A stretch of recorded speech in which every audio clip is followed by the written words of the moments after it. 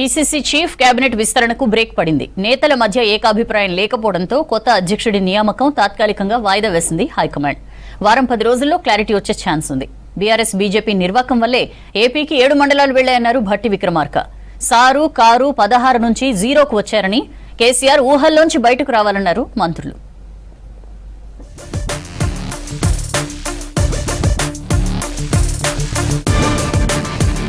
PCC chief నియామకాన్ని AICC తాత్కాలికంగా వాయిదా వేసినట్లు తెలుస్తోంది. నేతల మధ్య ఏకాభిప్రాయం రాకపోవడంతోనే తాత్కాలికంగా వాయిదా పడినట్లు సమాచారం. అయితే ఇదే ఇష్యూపై వారం రోజుల్లో మరోసారి చర్చించాలని నిర్ణయం తీసుకుంది ఏఐసీసీ.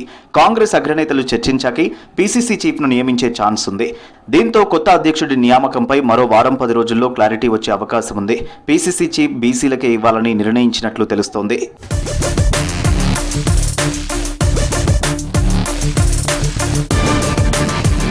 ఢిల్లీలోని ఏఐసీసీ చీఫ్ మల్లికార్జున ఖర్గే నివాసంలో కీలక సమావేశం జరిగింది.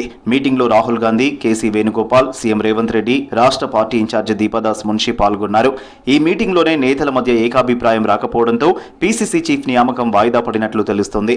పీసీసీ అధ్యక్షుడి నియామకం తర్వాతే మంత్రివర్గ విస్తరణ ఉండొచ్చని కాంగ్రెస్ వర్గాలు చెబుతున్నాయి.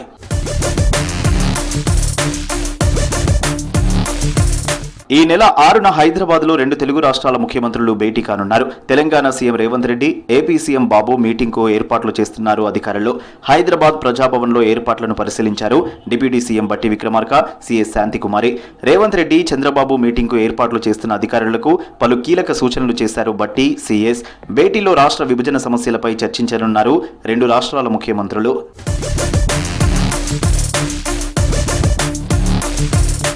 7 మండలాలు ఏపీలో విలీనం కావడానికి కారణం బీఆర్ఎస్ఏనన్నారు డిప్యూటీ సీఎం భట్టి విక్రమార్క. రాష్ట్ర విభజన చట్టంలో 7 మండలాల విలీనం అంశం లేదన్నారు. బీఆర్ఎస్ వచ్చిన తర్వాతే 7 మండలాలు ఏపీలో కలిపారని చెప్పారు. 7 మండలాల కోసం బీఆర్ఎస్ దీక్ష చేయాలన్నారు. త్వరలోనే 2 లక్షల రుణమాఫీ చేస్తామని చెప్పారు. కేబినెట్ విస్తరణ అంశాన్ని హైకమాండ్ నిర్ణయిస్తుందన్నారు భట్టి విక్రమార్క. 7 మండలాలు పోవడానికి కారణం కేవలం టీఆర్ఎస్. ఆనాడు టీఆర్ఎస్ బీజేపీ కలిసి ఇద్దరు పార్లమెంట్లో ఒకళ్ళకొకళ్ళు మద్దతు ఇస్తూ చేసుకున్న పాపమే 7 మండలాలు పోయినాయి. ₹1,00,000 కూడా రుణమాఫీ చేయనటువంటి టీఆర్ఎస్ నాయకత్వం, కాంగ్రెస్ ప్రభుత్వం రుణమాఫీ ఇంకా చేయట్లేదని అరిసి గీ పెడతా ఉన్నారు. మీరేం అరవాల్సిన అవసరం లేదు, గీ పెట్టాల్సిన అవసరం లేదు. సెక్రటేరియట్లో మిషన్ భగీరథపై మంత్రి కోమటిరెడ్డి వెంకటరెడ్డితో కలిసి సమీక్ష నిర్వహించారు deputy CM Bhatti Vikramarka. Review మీటింగ్లో అధికారులపై సీరియస్ అయ్యారు. గతంలో మిషన్ భగీరథ పథకం కింద 42,000 కోట్లతో రాష్ట్రంలోని అన్ని గ్రామాలకు తాగునీరు అందించామన్న అధికారులు ఇప్పుడు మాత్రం 1,150 ఇండ్లకు 50% నీరు అందుతుందని చెప్పడంపై మండిపడ్డారు భట్టి. మిషన్ భగీరథపై గతంలో అధికారులు ఇచ్చిన ప్రకటనలు బోగసేనా అని ఫైర్ అయ్యారు.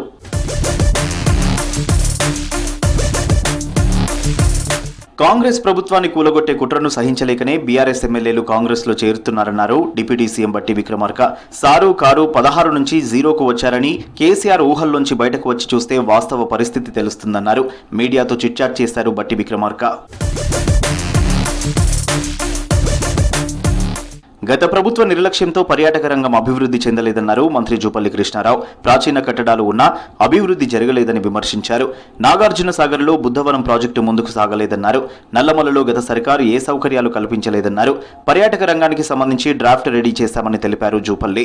ఈ రోజున నల్లమల ఫారెస్ట్ ఉంది, ఈకో టూరిజం కావచ్చు, సఫారీ కావచ్చు, బ్యూటిఫుల్ వ్యూ పాయింట్స్ ఉన్నాయి. వస్తే ఒక రోజు 2 రోజులు గడపాలంటే ఎటువంటి ఫెసిలిటీస్ లేవు. సో వాటన్నిటి క్రియేట్ చేస్తూ దాన్ని కూడా డెవలప్ చేయడం. వెడ్డింగ్ డెస్టినేషన్ అనేది ఇలా హైఫ్లో అయింది. సో అటువంటి వాతావరణం మన పల్లెల్లో కూడా ఒక మంచి ప్లేస్ సెలెక్ట్ చేసి అక్కడ కూడా వెడ్డింగ్ టూరిజం డెవలప్ చేసే కార్యక్రమం చేసుకోవచ్చు.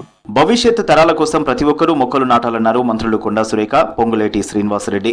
ఊరువాడ బాగుండాలనే లక్ష్యంతో అందరూ మొక్కలు నాటాలని పిలుపునిచ్చారు. ఖమ్మం జిల్లా సత్తుపల్లిలో అటవీ శాఖ ఆధ్వర్యంలో ఏర్పాటు చేసిన వన మహోత్సవ కార్యక్రమంలో పాల్గొని సత్తుపల్లి జేవీఆర్ డిగ్రీ కళాశాల ఆవరణలో మొక్కలు నాటారు.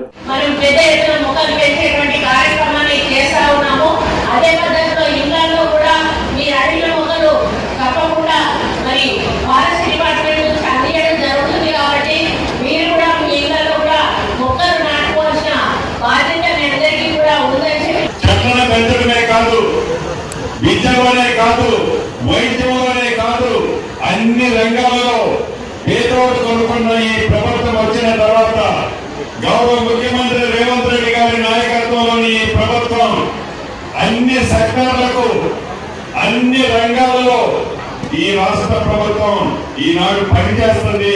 హైదరాబాద్ సెక్రటేరియట్లో చేనేత పరిశ్రమపై సమీక్ష నిర్వహించారు మంత్రి తుమ్మల నాగేశ్వరరావు. చేనేత జౌళి శాఖ సెక్రటరీ శైలజా రామయ్యర్, కార్మిక సంఘం అధ్యక్షులు, కార్మికులు పాల్గొన్నారు. పలు అంశాలపై అధికారులకు కీలక సూచనలు చేశారు మంత్రి తుమ్మల.